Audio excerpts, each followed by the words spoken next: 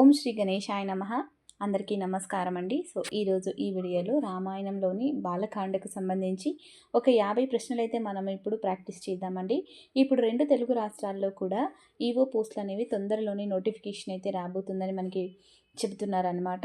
So that ఇప్పటి నుంచైనా preparation start చేయండి. సో కంప్లీట్ అయితే చేయగలమన్నమాట.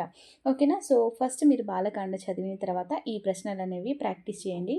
సో దట్ మీకు సబ్జెక్ట్ ఎంతవరకు చదివింది ఎంతవరకు గుర్తుంది అనేటువంటి విషయం అయితే మీకు తెలుస్తుంది అన్నమాట.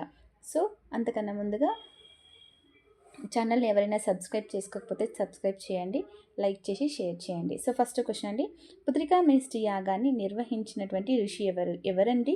ఋష్యశృంగుడు. Option C.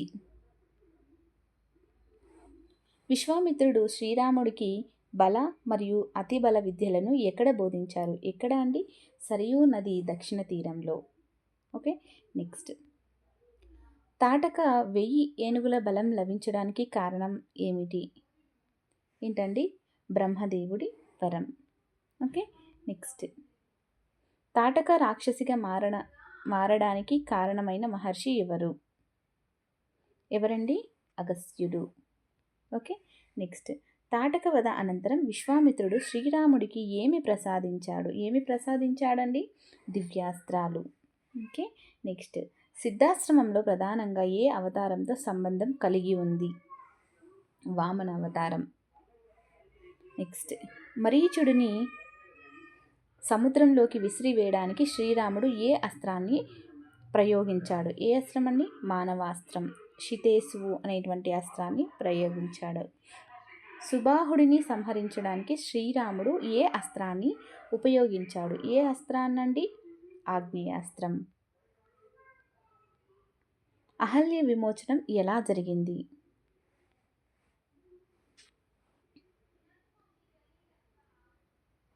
శ్రీరాముడి పాదస్పర్శ వల్ల. గంగను భూమిపైకి తీసుకురావడానికి మొదట భగీరథుడు ఎవరిని ప్రసన్నం చేసుకున్నాడు? బ్రహ్మదేవుడు. ఓకే. నెక్స్ట్, గంగ ప్రవాహాన్ని తన జటాజూటంలో ధరించిన దేవుడు ఎవరండి? శివుడు. నెక్స్ట్, సగరుని కుమారులు ఎవరి తేజస్సుతో భస్మం అయ్యారు? కపిల మహర్షి. శివధనస్సును ఎక్కుపెట్టి సంధించిన వారికి సీతను ఇవ్వాలని నిర్ణయించిన రాజు ఎవరు? Very easy question. జనకుడు.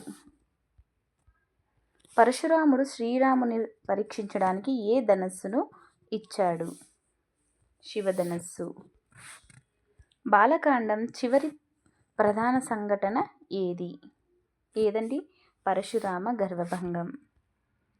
విశ్వామిత్రుడు బ్రహ్మర్షి బిరుదు పొందడానికి చివరిగా ఎవరి అంగీకారం అవసరం అయ్యింది?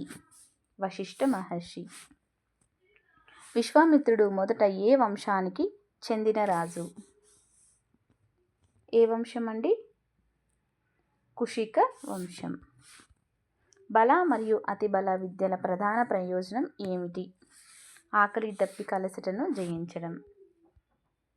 క్రింది వారిలో విశ్వామిత్రుడి యాగానికి ఆటంకం కలిగించిన వారు ఎవరండి?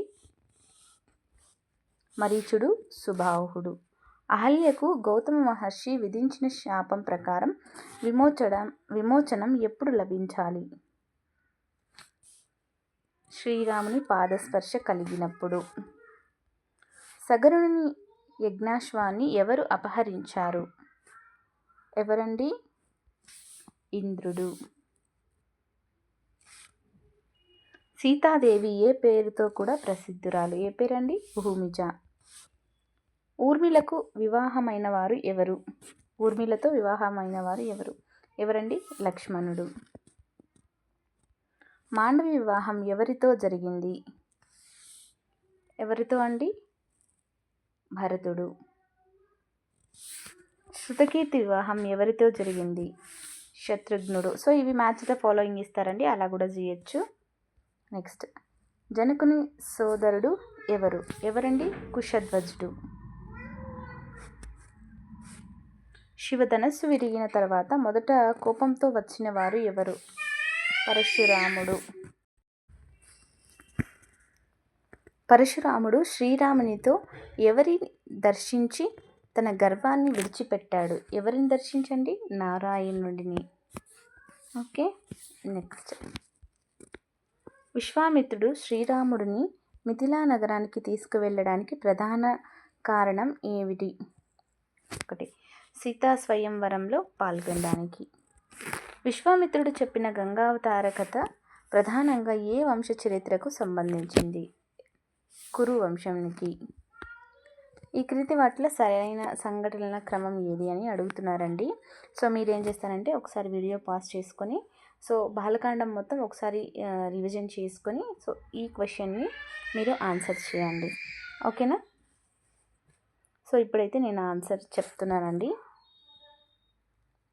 సో ఆప్షన్ 1 అనేది కరెక్ట్ అవుతుంది. నెక్స్ట్, సగరుని కుమారులు కపిల మహర్షిని ఎందుకు అనుమానించారు? యజ్ఞాశ్వం ఆయన ఆశ్రమంలో కనిపించడం వల్ల అనుమానించడం జరిగింది.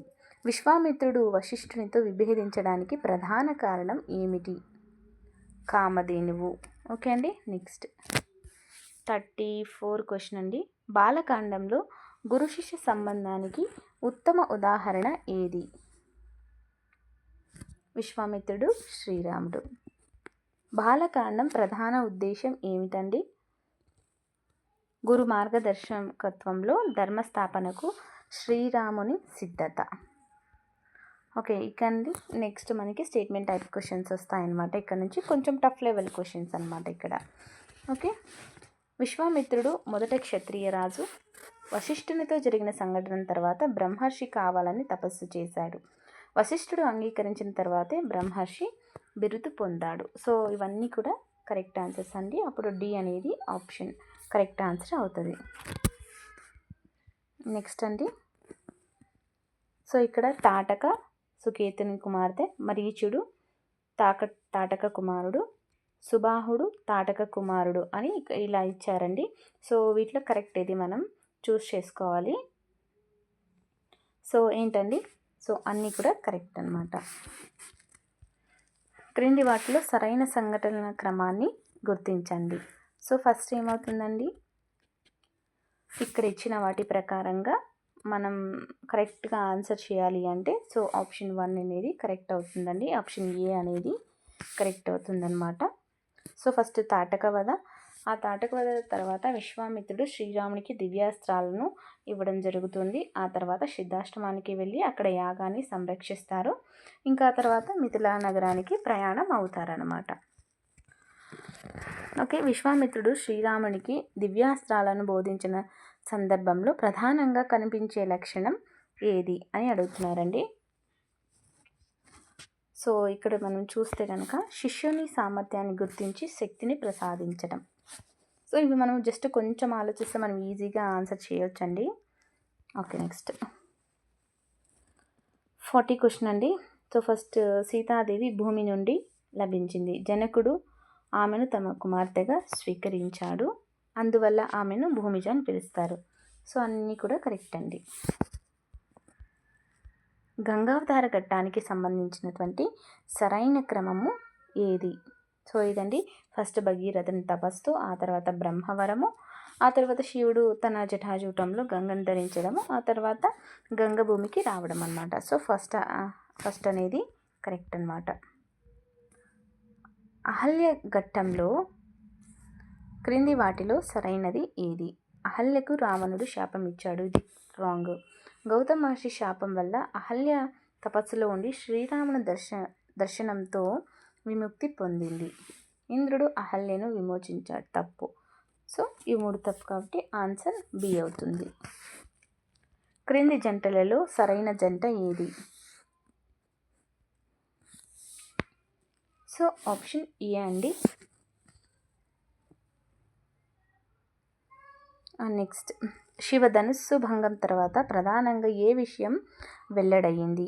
శ్రీరాముని దైవిక శక్తి మరియు విష్ణు స్వరూపం.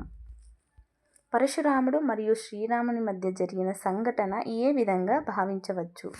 సో విష్ణు అవతారాలలో శక్తి పరివర్తన సూచన. ఓకే, జనకుడు విదేహరాజు. ఓకే. సీతను జనకుడు యాగభూమిలో కనుగొన్నాడు. సీతకు జానకి అనే పేరు వచ్చింది. సో ఇవన్నీ కూడా కరెక్ట్ అండి.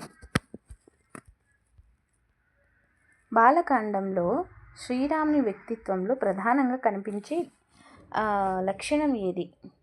So option B. క్రింది వాటిలో సరైనది కానిది ఏది? సో ఇవన్నీ కూడా కరెక్టే అండి. ఇది రాంగ్ అన్నమాట. Option D. బాలకాండంలో శ్రీరాముని జీవితంలో జరిగిన సంఘటనను పరిశీలించండి. సో ఆన్సర్ అండి, మీరు ఒకసారి పాజ్ చేసుకొని చూడండి. సో ఫస్ట్ మనకి యాజ్ ఇట్ ఈజ్ ఇలానే ఉన్నాయి, 1 2 3 4 లానే ఉన్నాయన్నమాట. బాలకాండ అధ్యయనం ద్వారా ఈవో అభ్యర్థి ప్రధానంగా అర్థం చేసుకోవాల్సిన అంశం ఏది? ఇదంటే ధర్మం, గురు పరంపర, దైవ అవతార లక్ష్యం. సో ఇది ఆన్సర్ సి అనేది కరెక్ట్ అవుతుందన్నమాట. ఓకే అండి, చూసారు కదా వీడియో అనేది. సో వీడియో కనుక నచ్చితే లైక్ చేసి షేర్ చేయండి. అండ్ నెక్స్ట్ ఏది అయోధ్యకాండ ఉందో సో అందులో కూడా మనం ఒక 50 క్వశ్చన్స్ తీసుకొని ప్రాక్టీస్ చేద్దాం. అంతవరకు సెలవు. Thank you.